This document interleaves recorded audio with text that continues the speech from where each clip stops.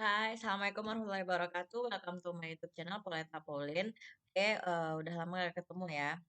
Baiklah, hari ini saya akan membicarakan tentang masih tips-tips IVF, bayi tabung, promil, mau alami, mau insem, mau apapun.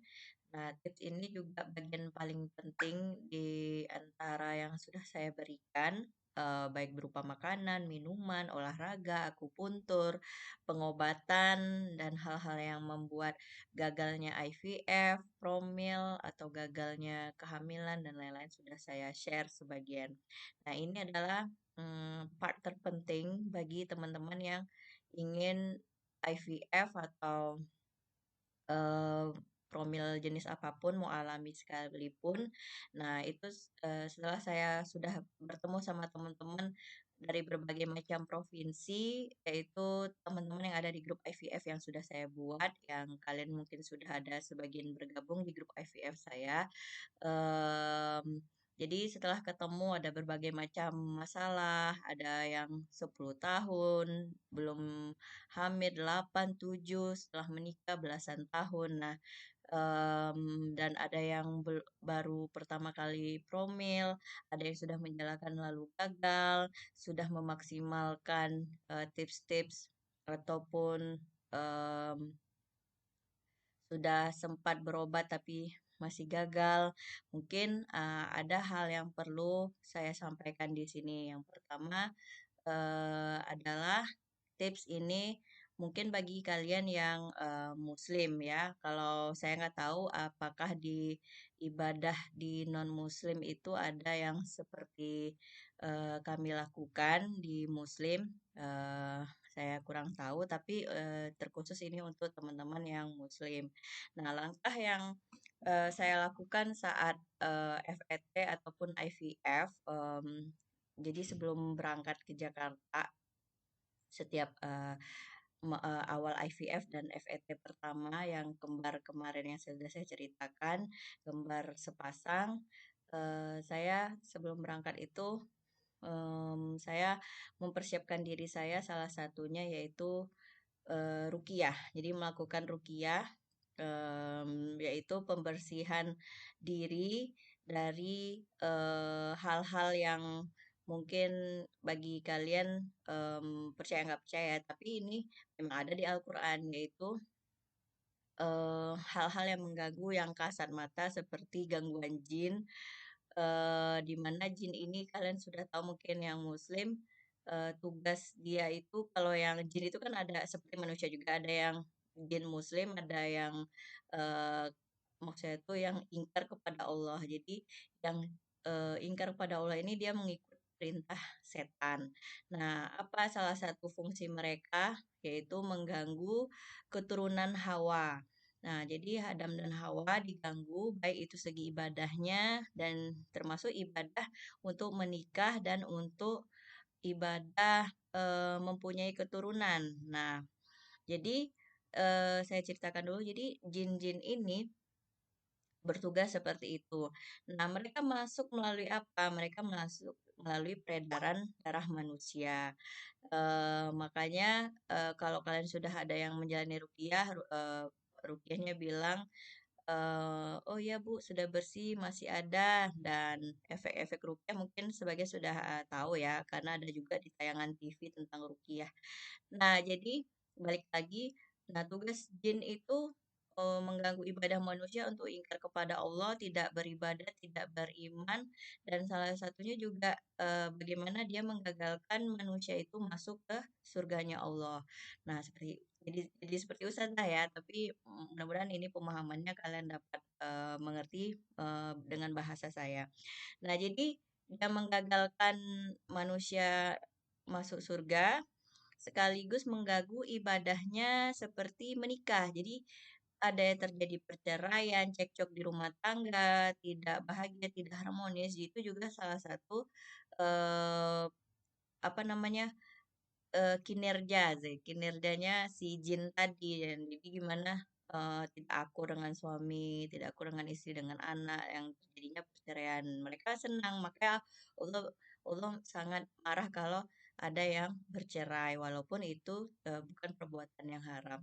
Nah itu ya, kalau segi pernikahan. Nah, alhamdulillahnya teman-teman yang belum punya keturunan yang sampai, belasan tahun, masih Allah kuatkan ikatan pernikahannya, cuman bermasalah di keturunan. Nah, masalah keturunan ini si jin ini juga nggak mau kalau anak Adam itu banyak. Jadi anak Adam itu banyak, cucu Adam itu banyak, ya kan, kita kan keturunan Nabi Adam. Nah, jadi gimana supaya manusia yang sudah menikah itu tidak punya keturunan. Nah, dibuatlah penyakit-penyakit yang menghambat, proses terjadinya pembuahan atau kehamilan. Nah, itu tadi. Jadi ada yang diberikan melalui penyakit, penyakit medis, ada yang non medis. Mungkin kalian pernah dengar cerita sudah dibawa ke rumah sakit, tapi dokternya nggak tahu penyakitnya apa, dites segala macam nggak jelas. Nah, itu salah satu perbuatan dari jin. Nah, macam-macam jin itu. Kalau dari, ustadz yang pernah saya datangi, ruqyah ataupun kalian pernah mendengar Ustadz Abdul Somad berceramah. Nah, jadi jin itu ada jin yang datangnya dari diri kita sendiri oleh perbuatan kita. Ada jin itu oleh kesalahan kita. Jadi jinnya, eee lengket gitu. Atau jin yang keturunan, mungkin punya nenek atau buyut atau orang-orang dulu yang punya kekuatan-kekuatan gaib atau sihir atau kayak jimat atau apa. Jadi diturunkan, jadi menurun ke anak cucunya. Nah, jadi lengket jin tersebut. Nah, karena dia udah lengket, ini ada jin itu yang jatuh cinta kepada tubuh tempat dia bersemayam. Nah, misalnya jinnya laki-laki atau jinnya perempuan yang lengket di tubuh laki-laki dan sebaliknya. Nah, jadi dia juga berusaha untuk menggagalkan, eee si pernikahan ataupun keturunan dari, pasangan tersebut. Nah, itu kan kalau nggak percaya silahkan tanya ke ustad-ustad. Pokoknya itu, benar. Nah, lagi, yang selanjutnya yang sering mungkin kalian dengar di TV-TV itu kayak, sihir, ya kan, dukun. Nah, itu benar. Jadi Allah juga mengabulkan, eee, perdukunan atau paranormal itu apa segala yang diminta oleh dukun dan paranormal itu tetap Allah yang mengabulkan walaupun dia melalui perantara jin. Nah, jadi si jin tadilah yang bekerja untuk memberikan penyakit. Kalian mungkin tahu ya, misalnya ada orang sakit hati. Nah, jadi mungkin mana tahu teman-teman punya masa lalu, punya teman atau punya saingan di tempat kerja, tetangga atau masa lalu ya masa lalunya nggak selesai sehingga, pelaku yang punya dendam sama kita memberikan, seperti kiriman gitu. Dia pergi ke perdukunan, untuk membuat penyakit dan segala macam, termasuk juga menggagalkan pernikahan ataupun keturunan. Nah, kenapa saya sarankan begitu? Karena insya Allah kalau kalian jalani ruqyah itu ke ustadz ya yang syar'i ya, jadi ruqyah center. Jadi perginya itu ke masjid atau tempat ruqyah center atau Beckham Center itu kan pengobatan ala Tibun Nabawi dan Nabi Muhammad pun pernah diruqyah itu, langsung oleh malaikat Jibril. Nah, seperti itu ya. Ya kalau kalau saya salah mohon koreksi, tapi saya ingatnya, seperti itu ceramahnya. Jadi, Nabi pun pernah diruqyah. Memang ada yang bilang, atau teman-teman bilang, "Oh, saya ruqyah mandiri, Mbak." Betul, ruqyah mandiri juga tetap dijalani. Tapi, kenapa nggak coba, kita datang ke ustad untuk diruqyah dan diajarkan nanti habis itu ruqyah mandiri bacaan-bacaan dari Al-Qur'an. Nah, apa sih ciri-ciri ruqyah mandiri, ruqyah syar'i yang saya bilang tadi harus ke ustad yang benar-benar syar'i. Jadi kalau dia diruqyah itu si ustad nggak bisik-bisik. Nah, jadi yang dilafazkan memang ayat Al-Qur'an dan lantang. Lalu kita mendengarkan. Nah, jadi saya pernah, bawa teman-teman ke ruqyah, dengan saya juga. Nah, ciri-ciri yang, misalnya ada jin bersemayam di tubuhnya itu ada dia yang muntah, yang menangis, yang paling parah itu kesurupan. Jadi jinnya keluar, ada yang, seperti harimau, ada yang ngajak ngomong, ada yang mau berkelahi dan macam-macam. Nah, itu memang fakta.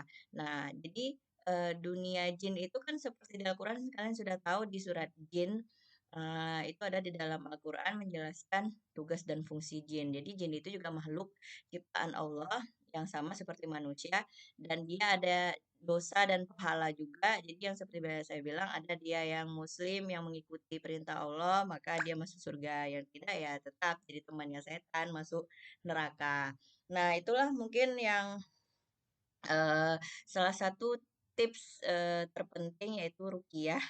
Kalian mungkin bisa melakukannya bersama suami dan saya sarankan memang sama suami, jadi sepasang. Nah, jadi kalau seandainya ustadznya udah bilang, "Oke, ini udah datang 2 3 kali terus udah oke," ya silahkan lanjutkan untuk promil atau FET atau IVF atau OPU dan segala macamnya. Ya, jadi itulah salah satu yang saya lakukan. Mudah-mudahan ini bermanfaat karena ini benar-benar saya lakukan. Apa yang saya sebutkan di selama YouTube saya berlangsung dari awal sampai sekarang, insya Allah itu adalah apa yang saya lakukan. Dan juga di grup WAG yang alhamdulillah sekarang hampir 700 member dan sudah berhasil 115 orang. Nah, di situ mereka yang benar-benar mengikuti saya, yang ikhlas, yang yakin bahwa eh, pertemanan dan silaturahmi saya itu adalah, benar-benar jodoh yang Allah aturkan melalui WAG ataupun YouTube ini. Terima kasih buat teman-teman yang sudah hamil, saya sudah membuatkan grup hamilnya juga yang sudah berhasil. Jadi ini bukan tipu-tipu, bukan bohong-bohong, bukan karena demi konten dan sebagainya. Kalian bisa buktikan sendiri di grup tersebut, silahkan gabung melalui link yang selalu saya share di setiap video saya, di link komen pertama itu kalian bisa klik, bisa langsung otomatis masuk ke grup saya. Nah, nanti kalian bisa tegur atau japri saya sebagai admin karena saya ownernya untuk saya memberikan tips segala macam ataupun pertanyaan yang ingin kalian tanyakan, baik dokter yang direkomkan oleh saya, baik rumah sakit, apartemen, dokter akupuntur, hematologi, segala macam, dokter IVF akan saya berikan rekomendasi yang terbaik. Nah, itulah bukti bahwa teman-teman yang sudah berhasil itu ada 100, sudah sampai hari ini 115 orang. Alhamdulillah. Oke. Jadi bagaimanapun Allah itu bisa mengabulkan eh, keinginan-keinginan kita bisa dari doanya orang lain, tangannya orang lain. Nah, jadi itulah gunanya silaturahmi yang saya buat melalui WAG ataupun YouTube ini. Oke, mungkin itu saja. Mudah-mudahan kalian bisa menjalankan rukiahnya dengan mencari tempat yang benar dan syar'i dan tidak salah. Di kota-kota kalian masing-masing. Biasanya di masjid-masjid besar itu biasanya ya. Oke, cukup sekian. Terima kasih sudah mengikuti YouTube saya sampai hari ini. Jangan lupa di share, di like, di komen, dan bergabung dengan saya. Terima kasih perhatiannya. Assalamualaikum warahmatullahi wabarakatuh. Dadah.